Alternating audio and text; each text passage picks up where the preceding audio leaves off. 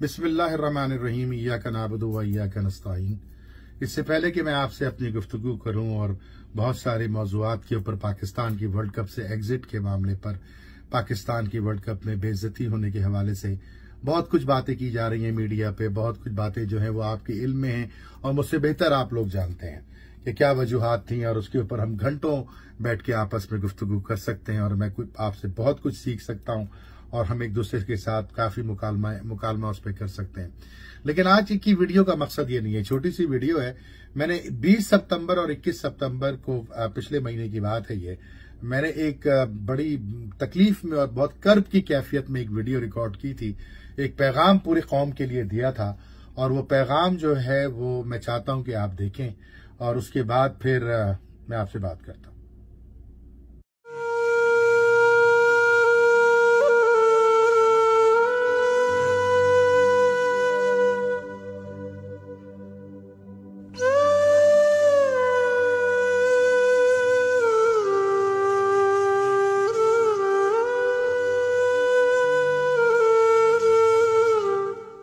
आज जो कुछ इबाद के बेटे के साथ हुआ है, अम्मार के साथ, खुदा की कसम, मैं अरबाब इख्तियार, मैं अशराफिया के आगे हाथ जोड़ता हूं।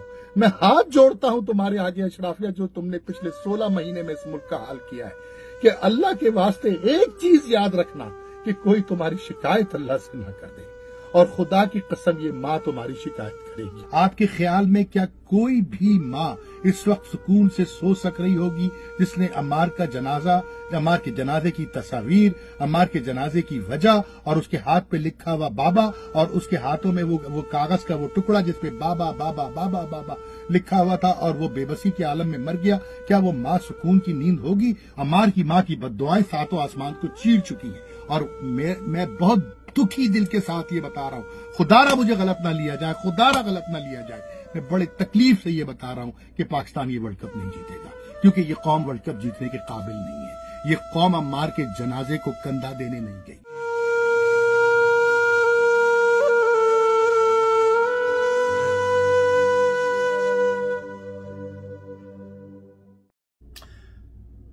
आपने देख लिया कि मैंने क्या कहा था, और बड़े दुखी दिल के साथ, बड़े तकलीफदेह दिल के साथ कहा था, क्योंकि इस जिस्म के रोए रोए से जीवे जीवे पाकिस्तान निकलता है।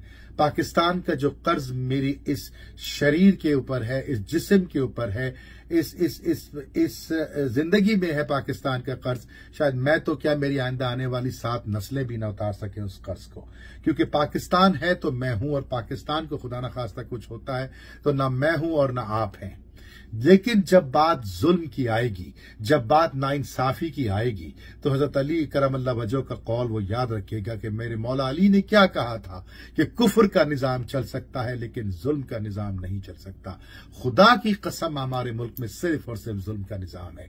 इस मुल्क में हर रोज अम्मार पैदा होते हैं और हर रोज अम्मार मरते हैं, लेकिन उनका ताल्लुक अशराफिया से नहीं होता। अशराफिया को जब छींक आती है तो वो लंदन भाग जाती है, जब उसके प्लेटलेट गिरते हैं तो वो लंदन भाग जाती है, जब 4 साल गुजर जाते हैं, मामला तय हो जाते हैं तो वापस आ जाती है। जब इनके दिल में दर्द शुरू होता है तो चाहे वो कोई भी पॉलिटिकल लीडर हो, कोई भी अशराफिया हो, वो उठ के लंदन चले जाते हैं। 3 दफा वजीर आजम बनने के बाद भी एक मेडिकल का इंस्टीट्यूट ना बना सके पूरे मुल्क के अंदर जहां ये अपना इलाज करा सकें। लेकिन अवाम चूंकि च्यूटियां हैं तो उनके लिए उन्होंने कचरे खाने खोल के रखे हैं अस्पताल के नाम के ऊपर कि जाओ वहां पे इलाज कराओ, क्योंकि तुम्हारी जिंदगी की कोई हैसियत नहीं है। तो पाकिस्तान जो हारा है वर्ल्ड कप, खुदा की कसम, वही वाला हिसाब है ना कि अल्लाह की तरफ से ऐसे ऐसे अवामिल पैदा हो जाते हैं, ऐसे ऐसे फैक्टर्स क्रिएट हो जाते हैं कि जहां हमारी और आपकी अकल जो है वो दंग रह जाती है। यकीन करिए कि हसन अली का टीम में शामिल होना, शादाब का टीम में शामिल होना, बाबर आजम का आउट ऑफ फॉर्म होना, हारिस रऊफ का बेतुकी बॉलिंग कराना, ओसामा मीर मीडियाकर बॉलर को ले जाना, या ड्रेसिंग रूम में एक दूसरे के दस्तो गिरेबा होना, पाकिस्तान क्रिकेट बोर्ड की नाअहली और बेवकूफी और जाहिलाना हरकतों की जो पूरे एक सिलसिला चलता रहा कि बाबर फोन कर रहे हैं और यहां से जो है पीसीबी चेयरमैन उनका फोन नहीं उठा रहे, उनके मैसेज का जवाब नहीं दे रहे, ये वो तमाम फैक्टर्स हैं जो अल्लाह की तरफ से ऐसा सिस्टम बन जाता है कि आपकी तबाही आपका मुकद्दर बन जाती है। जिस तरह पाकिस्तान क्रिकेट टीम की तबाही इस वर्ल्ड कप में उसका मुकद्दर बन गई।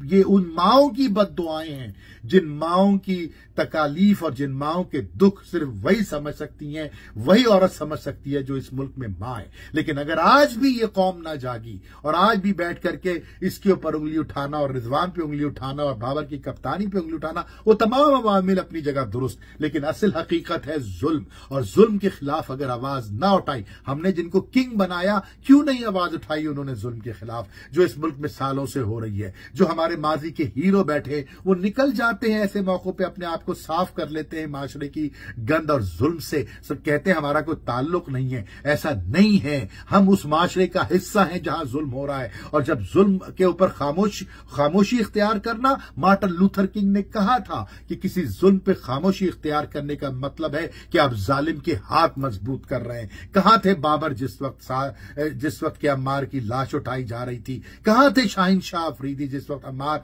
जो है वो अपनी आखिरी सांसें ले रहा था? कहां थे ये आपके पुराने माजी के अजीम क्रिकेटर? ये अपनी दुकानें चमका रहे थे स्पोर्ट्स चैनल पे बैठकर और समझते थे हमारा इससे कोई ताल्लुक नहीं है। कल को खुदा ना खास्ता ये अम्मार तुम्हारे घर में भी हो सकता है, याद रखना ये मेरे घर में भी हो सकता है। जुल्म के खिलाफ आवाज नहीं उठाओगे तो अपने इर्द गिर्द नजर दौड़ा लो। आज उनकी बारी है, कल तुम्हारी बारी होगी। और किसी खुशी के मुस्तहक नहीं है हम, किसी बड़े जश्न के मुस्तहक नहीं है, क्योंकि हम जुल्म के खिलाफ आवाज नहीं उठाते। और इसीलिए सुल्तान सलाहुद्दीन अय्यूबी अगले महीने इंशाल्लाह आपके टेलीविजन स्क्रीन पे होगा, जिसने जुल्म के खिलाफ आवाज उठाई, इंसाफ का बोलबाला किया और इस जमीन पे अल्लाह की हुक्मरानी की। आपसे इंशाल्लाह अगली वीडियो में फिर मुलाकात होगी। पाकिस्तान जिंदाबाद।